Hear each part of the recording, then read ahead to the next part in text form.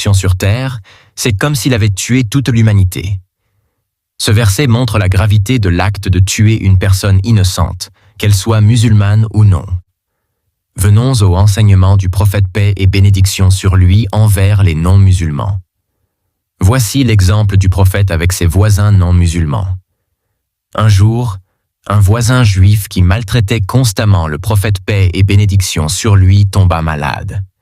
Le prophète alla lui rendre visite, montrant ainsi son respect et sa compassion même envers ceux qui lui étaient hostiles. Dans le traité de Hudaybiyah, le prophète paix et bénédiction sur lui accepta des conditions défavorables avec les Quraysh pour maintenir la paix, montrant l'importance du dialogue et de l'entente, même avec des adversaires.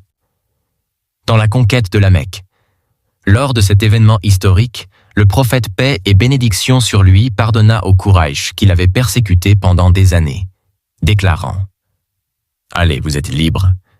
Venons au comportement des compagnons envers les non-musulmans. » Omar ibn al-Khattab et la justice, qu'Allah l'agrée. En tant que calife, Omar a veillé à ce que les droits des non-musulmans vivant sous son autorité soient respectés. Il a ordonné par exemple qu'un chrétien âgé soit pris en charge par le trésor public parce qu'il n'avait plus de moyens pour subvenir à ses besoins. Voici un autre exemple avec les Juifs.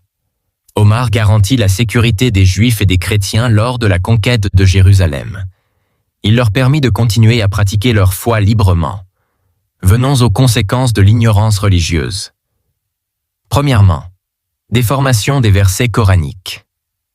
Les groupes extrémistes isolent des versets comme « Tuez-les ou que vous les rencontriez » Sourate At-Tawbah, verset 5. Sans mentionner le contexte qui traite des combats spécifiques contre ceux qui avaient violé des traités de paix et agressé les musulmans. Deuxièmement, ignorer les principes de justice et de miséricorde. L'islam ordonne de rendre justice même contre soi-même ou contre son propre peuple. Ô vous qui avez cru, observez strictement la justice et soyez des témoins équitables, même si c'est contre vous-même. Sourate An-Nisa, verset 135. Troisièmement, impact négatif sur l'image de l'islam. Les actions de ces groupes nuisent à la perception mondiale de l'islam, alors que cette religion prône la paix et l'équilibre. Alors comment prévenir ces déviations? Première solution. Éducation religieuse solide. Apprendre les bases de l'islam à partir du Coran, des hadiths authentiques et des